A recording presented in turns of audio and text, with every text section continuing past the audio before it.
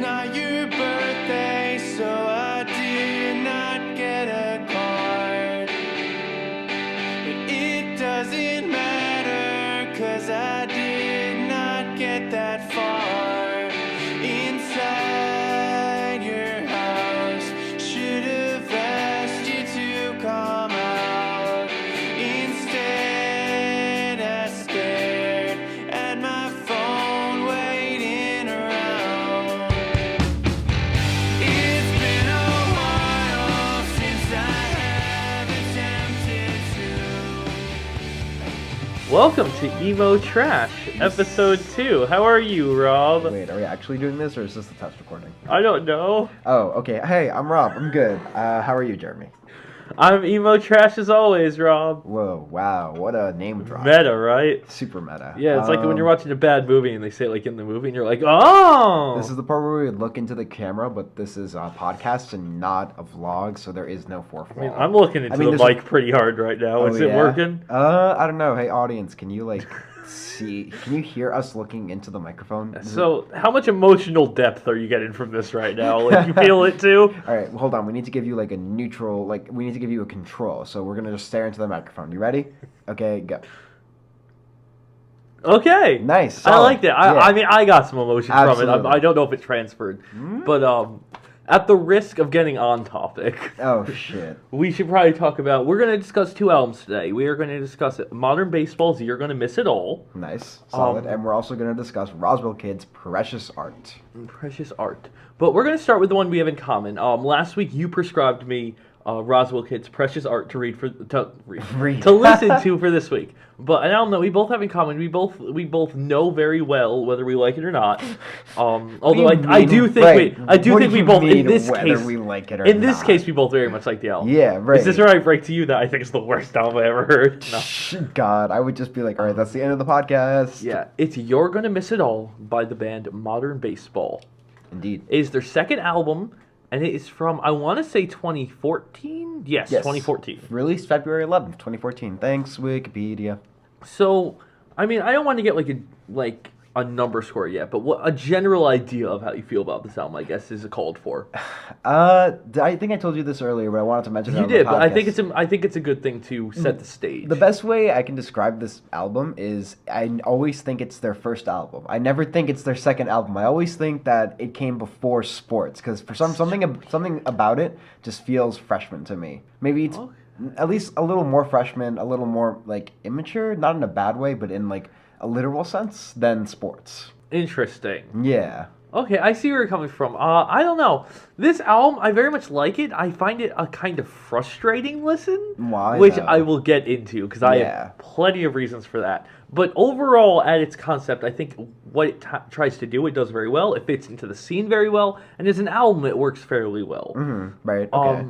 I don't know. A lot of my points are kind of based on when we're going through the album. I can bring them up. Yeah, okay. Do you want to just get into it and start going through the album? Yeah, I guess so. I guess we'll start with the first song. It's, what's the first song? The first song is Fine Grain. Yeah, right. I should know that because I actually just learned that song on You guitar. did. You learned it on guitar. You're pretty good. Thank you. I quite enjoy it. It's a fun song. I think I like that song a lot because it's simple. It's super simple. It's but one of it's those enjoyable. songs that would only work as an opener. You think so? I don't think it would work anywhere else in the album. I think and you're right, it's because it's simple. It doesn't feel very dynamic or anything. It feels like an intro. Yeah, and it works as an intro. I see what you're saying. It works very well. I think it's a great introduction to the album, Yeah, and it's right. a great introduction to Broken Cash Machine, which is the second song. Yeah, you're right. And it sets the stage, especially for the first part of the album. It sets the stage very well by saying things like, oh my god, what's the line? There's a line about when you vented to me about how your Instagram account stopped working. Stopped working. Right. And last week, I don't think that episode will ever come out. If so, only the Super American part will probably come out. But I talk about how a lot of bands in this genre are able to put emotion into seemingly trivial things. Mm-hmm, yeah. And this is a good example of that, and it sets the stage for a band that can do it remarkably well throughout the album. True. Oh, throughout their discography, honestly. But throughout their discography, let's I say would say on as well. album. But it sets the stage for the album in that way that it sets the stage that it's going to be a lot of songs just going to kind of talk about pointless things that don't even matter much, but really have an impact on the album and feel important to it. Yeah, I think that's why I always associate it as a freshman album, is because some of the imagery is very immature. It's very high school. It's very high school, like I feel angsty stoner kind of imagery, talking about like reading your friend's texts and like hearing somebody complain about their Instagram. It's like that's the kind of stuff I would like imagine people deal with in high school. You're completely right. I feel it more as a college vibe. I feel it as like maybe a freshman college vibe, like early college vibe, but it gives me such a college vibe. This album, especially the first 4 songs,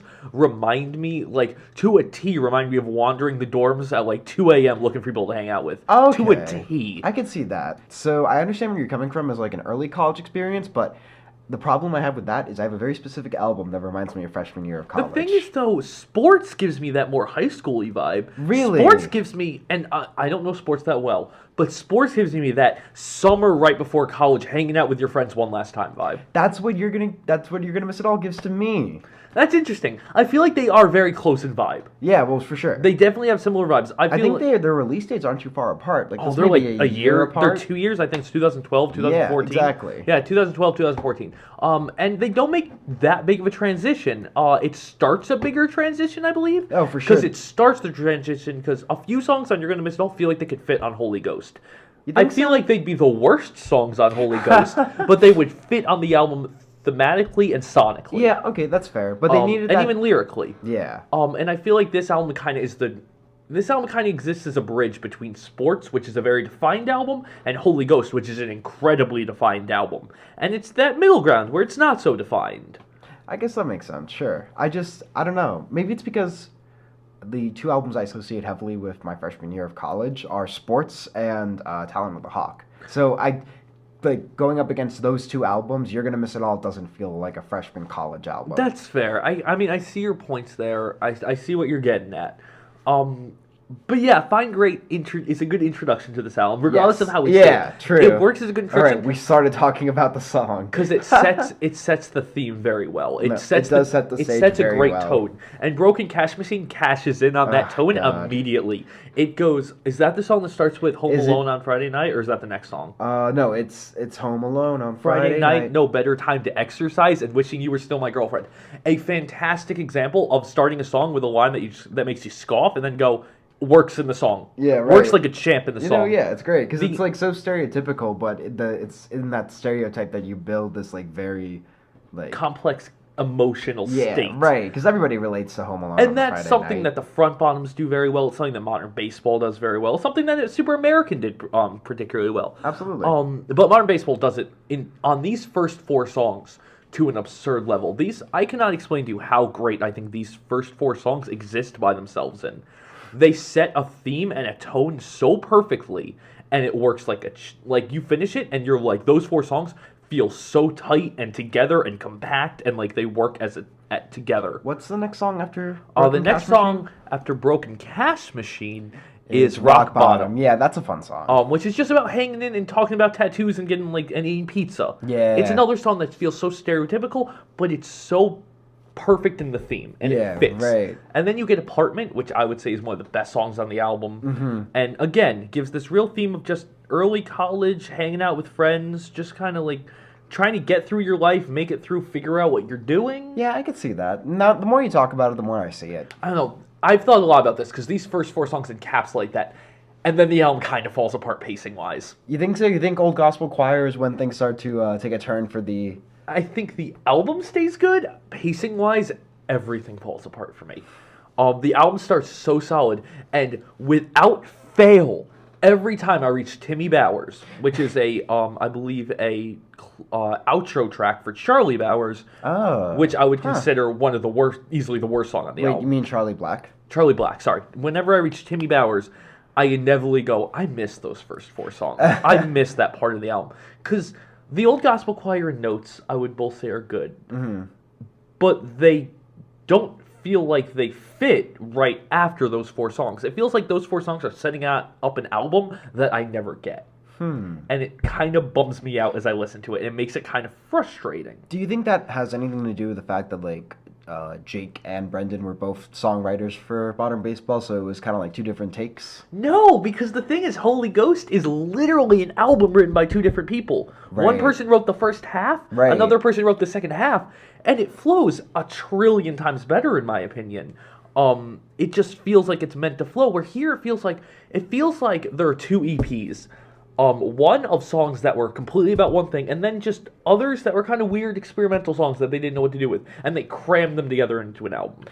It kind of feels like that when you get to songs like The Old Gospel Choir and Charlie Black and You're Going to Bed Now, and they don't really fit. And then you get... I'm sorry, I want to hear your opinion on these songs before I go further into the album, though.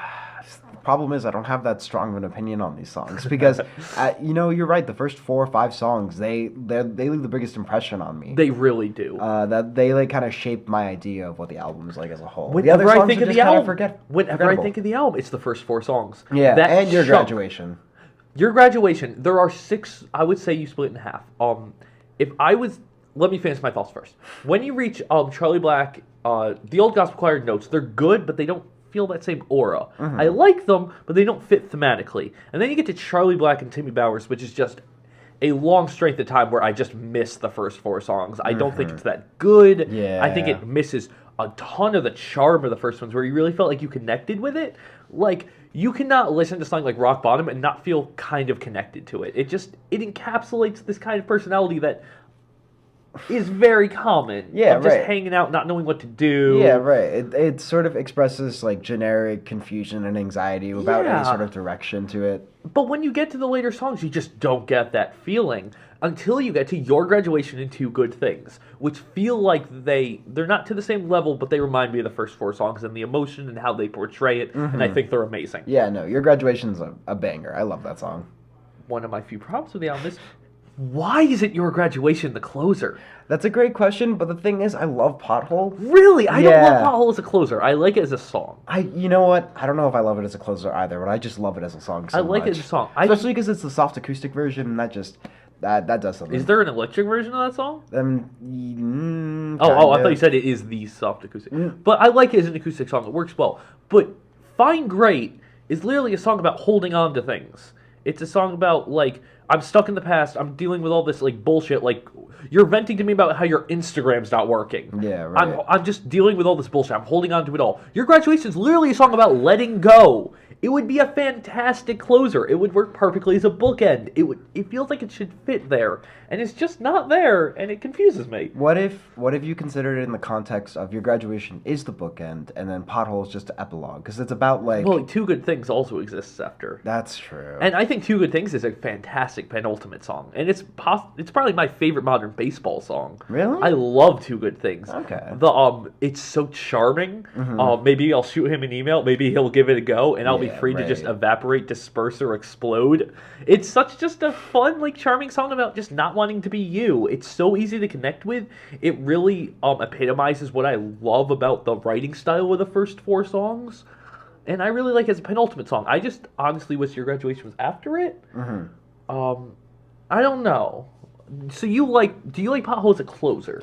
I don't know if I like Pothole as a closer. Because I don't really...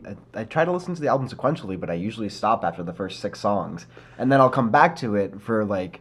The next 6? For the next 6, or for really just Your Graduation to Pothole. That's the thing. So, like, in that... And that's usually how I associate it. So I That's think what I used to do, too. in that context, Pothole sounds great, because it's Your Graduation, Two Good Things, and then Pothole. And I'm like, oh, that's fine. One thing that I think really helps this album is when you split it in half. And I actually did this because I wanted to see if I'd enjoy it more if I split it into 2 different EPs. And I ended up liking it a lot more. I felt like the pacing was a lot better. So basically I split it up into 2 EPs. I split it up into the You're Gonna Miss It All EP, which is Fine Great, Broken Cash Machine, Rock Bottom, Apartment, Two Good Things, Your Graduation. Okay. I see. That is the pacing of it, and then it ends. And I think Okay. that works really well. And then if you want to listen to the other songs, the other EP would be The Old Gospel Choir, Yeah. You're Going to Bed Now, Charlie Okay. Black, Timmy Bowers, Pothole, and then Notes. Notes is your I ultimate song. I in that don't second think EP. Notes is a Really? bad closer. Especially at the end of that. I think Notes toes the line where it kind of feels meaningful despite those things, but it's just weird enough where it doesn't really fit in with the other 6. Can't say I ever considered like Notes in context of a closer. I But didn't that's either until I interesting. started thinking about this, because I was left with these 6 songs that I easily think are the worst songs on the album. I don't think Pothole's a bad song at all. Right. I What do you think even, in context of the album and its location? Yeah, I even like Old Gospel Choir, but first of all, Old Gospel Choir has the line "sharp as attack," but not in the Sense that but- I'm sharp as attack, but in the sense that I'm not smart, just a prick. which is one of the greatest lines I've heard in my entire life and should be idolized. Such a good line. When I started looking at those 6 songs by themselves, I saw Notes as a much more impressive song, because it's not a bad song. I think the main reason I don't love it on this album is because of the rest of the album. I think it's kind of just buried in with some less than what's the word I'm looking for? Less than enjoyable songs. Yeah, it's part of the second half. It's where Gets it kinda starts drowned out. getting kind of drowned out, but when it's by itself, it can be a real impressive song. Like, I think it portrays, like, using hair to portray, like, a life-changing. It does Yeah. quite well, and it does a good job at, like, making these things feel things. It's just not as good as those 6 songs I'd put on the other EP. Yeah, all right. And it doesn't fit in as well with them. I don't know. Do you have any other thoughts on the album? Like, any, like, finishing, concluding thoughts? Let me think.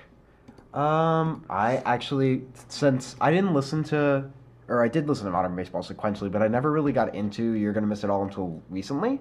I kind of just focused on Sports and Holy Ghost.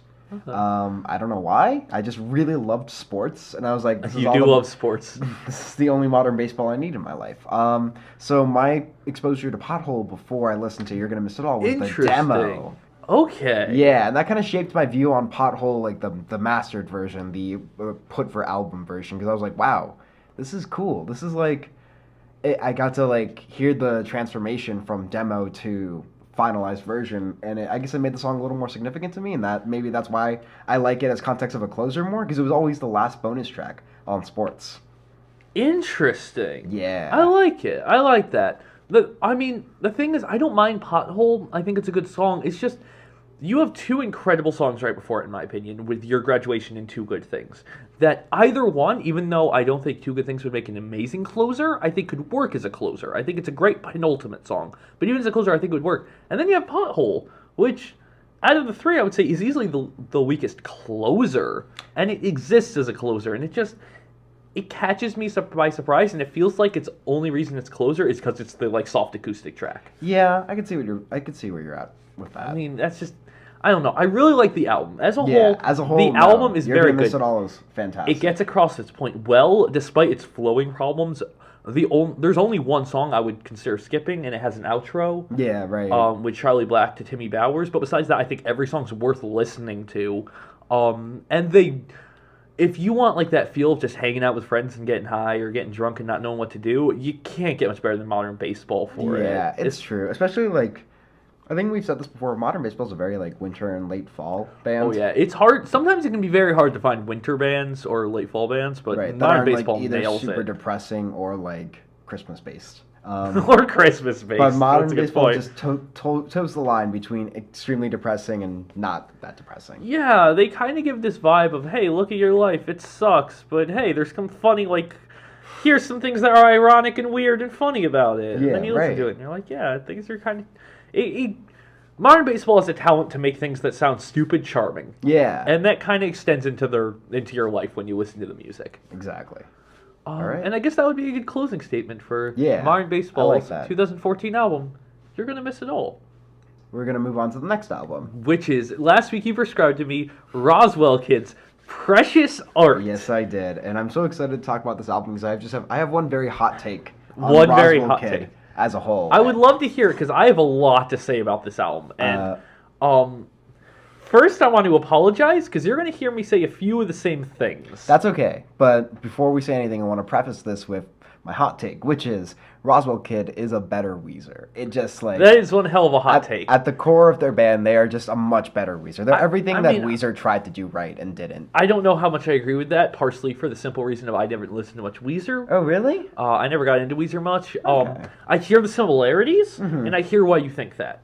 And that's about as far as I can go with it. That's fair. Then I guess we should just start with the album. And the first track on the album is Wendy's Trash Can. a beautiful song, a Which great is opener. a fantastic opener. Ugh. Do you want to know something funny about that song? The official music, well, one of the official music videos for that song is a 10-hour long loop of the music video. That's hilarious. Like, officially released on Side One Dummies YouTube. That's it's great. incredible. I would like to preface this by I'm going to send out my smallest and most meaningless criticism of the album, which is basically sometimes the album feels too long. There's no reason this album has to be 41 minutes when it sounds like it's just a quick emo punk album. And Wendy's Trash Can is the first thing to point towards that. There are so many instrumental breaks in this album that feel unnecessary in every song. Really? Wendy's Trash Can, when it starts, you're like, oh, this is a quick emo jam. It's 3.5 minutes. But 3.5 minutes isn't that long. It's not that long. long. It's Hotelier songs. Well, Hotelier is a slow burn emo album. That's true. Well, Home Like No Place, which I assumed is the album you're talking about. Well, yeah, Goodness is kind of slow, too. Goodness is slow, but Goodness I would never count as an emo punk album. Fair. But putting that aside, fantastic opener. Sets the tone for the album, sets the scene for the album, has a lot of fantastic imagery that fits in perfectly. Right? It gets you ready for some of the imagery you'll be really dealing with during the album. Right, because they're very descriptive in their lyricism in that they paint a very vivid image and about meaningless things. Right, and that image is just goofy as hell. It's like it's almost on some Dadaism level because it's just like some of it is. You know what? I shouldn't say Dadaism because then some art theory or history. I don't know what that is, so I'm not even gonna. Dadaism comment. I mean, don't tell me. I don't want them disagreeing with me. Quick history lesson. Dadaism is essentially a form of contemporary art that deals with absurdity. It questions what I don't know if I go has that far. artistic meaning. Yeah, no. So that's why I'm saying. Yeah, I see where you're going with it. It's just goofy. They're very goofy boys. When I finished listening to this album for the first time, my first thought was, that was much sillier than I was expecting. It's so silly. It's a pretty silly album, especially when you get to the end, which we'll talk about. But Wendy's Trash Can, the main brunt of emotional force behind this, the main emotional line that makes you think is... Basically, he talks about leaving his clothes in a Wendy's trash can. Yes. That's the emotional core of the song. Yeah. And it works like a charm. Yeah, right. You listen to it, and it works. It's not just leaving it's also driving 2,000 miles away. Yeah. From the clothes he left. It's all about, leaving yourself behind, but it's played so straight in such a silly way. Yeah, right. They're not trying to, make it romantic or make it, poetic. They're just hey, I'm going to dump all my shit in this Wendy's trash can and bounce. And it works. Hard. And I couldn't figure this out. This gets into one of my biggest criticisms with the album, which is, and I didn't realize this, I finally was able to put it into words listening to it this morning. This was my 5th time listening to the album, and I was finally able to put it into words. There's a line, and on one side of that line are bands like Modern Baseball, who can take these silly things and make them really just emotional. Yeah, they play it completely straight. And the other side of the line is Bowling for Soup level, look at this is funny. And they Roswell Kid toes the line, and sometimes they get a little off track with it. Sometimes they get a little silly, and I'm just you just want us to laugh at this. I don't find it that funny. And that's the biggest problem with the album I have. And when we're going through the album, I'll point out when I see it. Because on the first 4 songs, I don't see it at all. Or for the first half of the album, it's non-existent. You're totally entitled to your opinion, and I respect that. But, can you really call anything too silly when your favorite band besides the Wonder Years is Bowling for Soup? That is untrue, though. Bowling for Soup is my 4th favorite band. Listen... Yeah, 4th. I don't think there's a problem with it. And this is another thing I would like to get. I don't have a problem with it existing. It doesn't fit on the album, I don't feel. Okay, all right. And the thing is, though, the first half of the album, especially the first 4 songs, and this is when I get into the point where I feel like I'm kind of repeating myself with You're Gonna Miss It All, especially the first 4 songs, play it perfectly. The line is towed so well that you really get this unique vibe from an album that... sonically is not that unique. It's good sonically, but it's not that unique. But you get such a unique vibe from it, even though nothing about it is absurdly unique. Just because it toes the line so well, especially with Futon. Futon feels emotional as hell to me. And I was talking about it yesterday. I hadn't listened to the lyrics that closely, and you're like, that's a song about a poster falling down. And I was like, it is a song about just a poster falling down. So, and I'm glad you brought that up because it kind of made me realize that what Rozwell Kid does really well is encode, dealing with depression and, high functioning anxiety in a very, silly and approachable manner. Yes, I would agree with that. Oh, wait, I'm sorry. I didn't mean high functioning anxiety. I meant what's the word I'm looking for? When you, can't perform actions very well. Or, Oh, executive dysfunction? Executive dysfunction. Thank you. Executive dysfunction. Yeah. That does come with things like anxiety. Yeah, right. But like, no, I see your point. Yeah. Not being able to just get up and do things. Yeah, right. They encode those themes and dealing with those issues really well in this like silly neon sort of wrapper. Yeah, and that's kind of where they hit their stride when they're just talking about doing things. Do you want me? I want to tell you something, and I think it might it's gonna make perfect sense to you, and it might give you a little bit of context with Rozwell Kid. The first time I ever listened to Rozwell Kid, they were opening for Motion City Soundtrack. That's an interesting team up. Yeah, and it actually worked like really well. Yeah, I would like to quote here. Apple Music does like a quick like tagline for all of the bands or albums, like a lot of especially the bigger ones. The bigger ones get like full paragraphs. The smaller ones get like a line. Right. This one had just a line, and the line was "power pop at its most beautiful and weird." And I don't always agree with those things, but that's a really good tagline for this album. I could see that. The power pop might be debatable. Yeah, but because I think it's a little more punk than it is at pop. its most beautiful and weird is really signifying of this album. That sometimes it gets a little too weird, but it tries to find beauty in that weirdness to a high level. That seems to be its main goal, is to look at these weird situations and find beauty in them. I think that's why it's called Precious Art, man. Exactly. And it does it super well. Yeah. And it feels like an album that was meant to do that. And you get to Mad TV, which is where it first slows down. Yeah, but it's kind of nice because it's like almost halfway through the album, so it's like a sort of breath, little bit of it is a good room breath to like let you take a step back and be like, all right, you just finished like half of this album. It was a banger. The next half is coming up.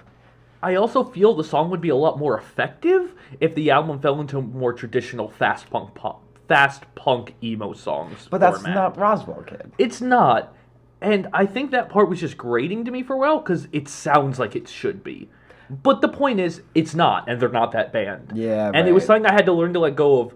And I think that just came with the fact of I had to get acquainted with an album so fast that I had to accept a lot of things quicker than I was used to. Yeah, fair. And I mean, as the thing is, disclaimer here for my entire criticism, as I've listened to the album more, that has bothered me less and less. Okay. As the songs feel more like singular songs that I can name and analyze and less like a full album, I don't mind it as much because I'm seeing them more singularly. But whenever I look at it from a full album, the songs just feel a little too long. I could understand that. They do, as far as like punk or like pop punk albums go, I don't know if Rozwell Kid is pop punk. They have some veins of it, but I wouldn't call them straight up pop punk. I almost call them like, I don't even know, like indie punk. Indie punk, yeah, indie punk works. Let's go with indie punk for now. But I feel like Mad TV works as a breath of fresh air, and I wish it felt even more like a breath of fresh air. A breath of fresh air. A breath of fresh air. A breath of fresh air. You know what I mean? But yeah, and then you get to South by, which that's just the outro, isn't it? Yeah, South by is just the outro to Mad TV. I'm pretty sure, or it's a transitional because it's. Pretty sure the sides split on South by because side B starts with UHF on DVD. Fair enough. So it's the end of side A, the beginning of side B. So UHF on DVD has this line on it that's like, "There's nothing I'd rather do than eat tacos." Yeah. No, the line is like. Yeah, please repeat the exact line because you know better. And all I'd rather do is sit around with you, eating tacos and watching UHF on DVD, something like that. That line, I listen to it, I'm like, that sounds straight out of a modern baseball song. Yeah, right. It feels so modern baseball-y to the point of like just naming something randomly a college student would do. With you. I'm sorry, I was like trying to remember the exact line. No, don't worry about it. But it feels very modern baseball, and I really like it. It kind of feels a little out of place on the album. You think so? Though not to a point where it annoys me. I think it's still because that's what I'm saying. It's like it's that depression and dealing with depression and executive dysfunction. Yeah, encoded in these like silly images. A very good song. I'm very happy it's there, and it's a good start to the second half. Yeah, right. Then you get into Booger. Booger's where I have my first problem sound. Because Booger is... Honestly, the next two songs are like the most problematic songs on the album. Wishman makes Booger so worse. I feel like I wouldn't mind Booger if Wishman wasn't right after it. Can I tell you a really funny story about Wishman? This is what I've been meaning to... This is what I've been saving. Yeah, yesterday we were listening to this album, which was a terrible idea because the entire time we were like, I want to talk about... I can't. I have to wait till tomorrow. Yes. But at one point, Rob just turned to me. He's like, I want to tell you a story. And then looked back and he was like... can't. And it was like it felt like a Batman moment where you're just like, I can't do it. Can't trust me, Harvey Dent. But anyway, I went to see Rozwell Kid when they toured for Precious Art. Okay. Great show. They played the entire album and a couple extras off. That's a long album. It's a long album. It's a good show. Chris Farron opened for them. Okay. So when they played Wishman, they didn't just play Wishman. They played Wishman 5 times and then extended the ending of the final one for 4 more verses. That's and awful. It was incredible. What a terrible thing to do to your Nah, fans. it was beautiful. That's hilarious. The time riffs are real solid. Every time they restarted it, I was just like, is this Wishman again? Here's the thing. I don't hate Booger or Wishman. Mm-hmm. I don't hate them at all. But you hate them together. I don't even hate them together. Oh, okay. I hate that they're the 8th and 9th track on an album that they don't fit on. Because the rest of the album is the modern baseball side of the line, or towing the line, but closer to modern baseball, where it's like, here's some like real like weird stuff, but these are emotional to me. And Booger just immediately comes across as, look at how funny this is. Look at how funny our lines is, and that's fine. Again, my 4th favorite band is Bowling for Soup, which half of their discography is, look at our funny jokes. It's stupid. And you're like, ha ha, how funny. And half the time the jokes don't land, and you're like, oh, there's a riff on top of him saying stupid stuff. You know what I always think of when you mention Bowling for Soup? What? That one image of the old dude wearing the like mock-off AC/DC shirt with a baseball cap and a skateboard going, how's it going, fellow teens? Oh my God, who is that? That's from, it's crap. Yeah. It was from an episode of 30 Rock. What a great, Steve Buscemi. Steve Buscemi, everybody. Give him how a are you, hand." fellow kids? Hello, kids. Well, it's a great meme. But Booger just gives that sense to me, and I don't mind it as itself. I mind it because it doesn't fit on the album. And then you finish it, and you're like, back to the album. And then Wishman comes on, and they feel like a block of the album was supposed to be other songs, and at the last second they just switched it out. Honestly, and I see the what you're fact saying. that you're getting into this is the 8th and 9th song. You're getting into the end of the album. You're gearing up for a finale, and it takes such a left turn. Yep. And it doesn't feel right. It feels so out of place. The pacing feels so off. I know what you mean, and for someone who doesn't listen to Roswell Kid except for Precious Art, that makes perfect sense. I totally get where you're coming That's from. the thing. If I knew more of the If you work, it knew wouldn't be more- a problem. If you knew more Roswell Kid, this would be like, oh yeah, that's Roswell. The problem that's is them boys. it doesn't fit on the album in particular. The fact is that I got through the first half of the album and had a completely different idea of where this was going, and it just all falls apart before my eyes. But for me, I don't consider it falling apart. I consider it kind of the charm of the album is that, like, yeah, here are these fairly well-crafted, like, metaphorical songs encoded in some bright colors. Now we're going to sing about boogers and turning into a dog for a total of 55 seconds. You're right, and the problem is I don't find it charming because I feel like it obliterates the pacing. I feel like the pacing all falls apart. I don't feel like the album falls apart. I know what you're the saying. album stays together. The album finishes fairly strong, But too. the pacing does But get the thrown pacing off. just... Yeah. I'm listening to this album. I'm ready to keep listening. Like, I don't know. I feel like this is an album that's just even... I feel like this is a very vibey album. Yeah, it You really get a is. vibe from it. And when the vibe changes on a dime, it's so jarring. Like, especially when you get through the first 4 songs, and you get to the next 3 songs, and they're a little bit further off, but they still have that vibe. And you get to Booger, and it's just like, what's happening? What album is this? Is this a Bowling for Soup single? And it's just so out of place. And the thing is, though, it's a good song. The riffs on Wishman and Booger, sonically, are both fantastic. so good. Sonically are catchy as hell, fun songs. The thing is, if they're there, they feel more like a second and third song on an album than a 7th and 8th, because they feel like something you'd use to establish an album, not a left turn you'd throw in 3/4 of the way through. You're right. You're totally right. But I think that might have been what they were going for. They think they wanted to throw. I think they people off. wanted the left turn. Yeah. But the thing is, like, when we were talking about the album earlier, and we talked about Precious Art, and how the name fits so perfectly. An album that sounds like this, I would never describe in that way. I would never give this cover. I would never treat it this way. It Really? feels like it's from a different album. All right. Yeah. I guess I see what you mean. I don't know. That's honestly my biggest problem with the album. Just the pacing there is so Yeah. disruptive. But you gotta admit, Game Ball and Michael Keaton, bangers. Both of them. absolute bangers. Michael Keaton Keaton is my good. favorite song on this album. Like, a lot of the songs talk about, like, some weird and, like, I guess TV-esque imagery, but then Michael Keaton, like, hits that nostalgia factor that just... Michael Keaton has a line that goes, "I got my Walkman, I am going to Walkman," Walkman. over booming guitars and a solo, and I'm like... Yes. And my eyes widened, my face went pale, I was like, this is the shit. This is the shit. I was like, this is where it's at. This is the kind of, like, this is my kind of music. Like, it's so great. It fits Yeah. so perfectly. I don't love it as a closer. What? You don't like Michael Keaton as a closer? I think it actually. You're I think it would work. kidding. I think it would work better as a penultimate song. I actually Then think. what would you put? What would you put I in think the album? Game Ball would work as a closer. You think Game Ball is the closer? I think Game Ball would be a good closer. Maybe sonically it's not as amazing, But lyrically it feels like a bookend. Where Michael Keaton doesn't feel like a bookend. But you said it yourself. He has a line where he says, "I have a Walkman and I'm gonna Walkman." It doesn't sound like an ending line though. It just sounds like another song from the album. It sounds like another silly song, and it works very well. In fact, it's my favorite song on the album. I think it's one of the best songs on the album. But I don't know. It doesn't feel like an end statement. Whereas Game Ball felt more like an end statement, and it's not as much of a promise. This is a terrible closer. I need them to change it. I just don't. I just think they could have done better. That's fair. Well, you heard it here first, folks. Jeremy Farrell will never be satisfied with a closer from anybody. Hey, there are plenty of closers I love. That isn't Foil I Do.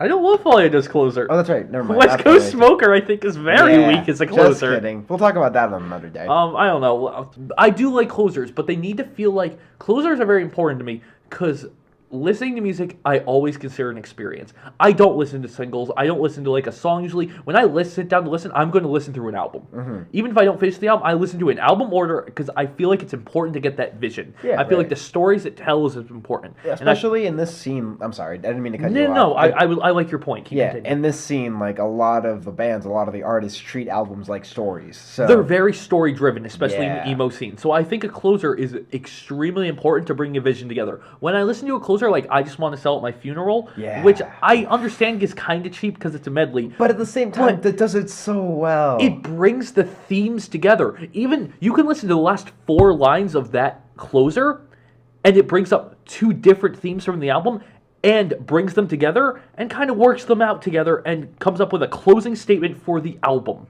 It works perfectly at bringing everything together. And I think an album can do that, and it can really bring an album together. And while Michael Keaton's a great song, it doesn't do that for the album. And I feel like Game Ball does it better. Game Ball has a line that says, "I'm just trying to be myself out here." That is a line that connects throughout the album. It feels true to the album, and I think it would work better as it would work good as on a closing song. All right, I can respect that. I don't know. I got a little lost in my thoughts there. That's okay. That's kind of where my criticisms of the album really end. Like, there's some songs I don't love as much as others, but overall, the album hits its mark much more than it misses. No, yeah, it's great, especially like when you compare it to some of their older stuff, because their older stuff. You can't, but like I would love to hear your thoughts. In context for all of you Rozwell Kid fans out there, their older stuff is a little less focused. It's more like a collection of songs than it is an album, and they really only have one other album before this, which is called Too Shabby. It's great. It's a beautiful album, but it's a little slower, and it's a little more drony than this album. It's not quite as bright. The droniness is one thing that kind of got to me on some of the slower songs. Yeah, that's some of their old stuff. That's old Rozwell Kid creeping up. All right, yeah. Is there any particular song you want to talk more about? Let me think. Honestly, the lyric video for UHF on DVD was their first single that they dropped for this album, and man, what a single! That's an interesting single. Nah, it was a great single. It got me so I pre-ordered that album as soon as I heard that single. I would think Wendy's Trash Can. Wendy's Trash Can came after. Wendy's Trash Can was a single. That's a solid single. Pretty sure it came after UHF on DVD. I'm very happy you got me to listen to this band. I'm glad too. I'm glad you enjoy them. I would get this album sound like 83 out of 100, 8.3-ish, maybe 8.4. Honestly, like I would bring it up to a 9. That's fair. A very fun listen. I would absolutely, if you have like, I don't know. I hesitate to pigeonhole it, but it's a really good album for just one of those days where you're like just hanging out, maybe smoking, just like. Remind me to play you some old Rozwell Kid. I can do especially that. Especially when we're enjoying tobacco and definitely not illegal substances, because we are responsible hosts on this show. But it's one of those albums that gives that kind of vibe out. Yeah, the vibe where you're hanging out with some friends and passing around a Cuban cigar. Yeah, and one of the things is Booger and Wishman break that vibe, and that's kind of one of the reasons I have a problem with them. Mm-hmm. But that vibe is very strong throughout, and I feel like I told you this earlier. It reminds me kind of of Microwave, which you don't love, but Microwave's newest album, but I understand. Much Love has a very similar vibe to it that it's very good at portraying throughout the full album. This might be a good time to transition and talk about the next recommended and common album we're going to do for the next episode, right? I completely forget the common one, but I remember the recommended one. I thought we were going to do Folie à Deux. We were going to do Folie à Deux. Folie à Deux is my 4th favorite album of all time, and I will try to not go on my anecdotal writing rant, which Rob has heard. Yeah, For All I Do is one of my favorite Fall Out Boy albums. Like, recently got bumped up the list, and I'm definitely gonna rein in Jeremy so we don't go over 2 hours. Oh my god, I can talk for hours about For All I Do. I just think it's We're only gonna fascinating talk for, like, album. 30 minutes about For All I Do. Fascinating album. And prescription-wise, Give it to me. I am going to prescribe.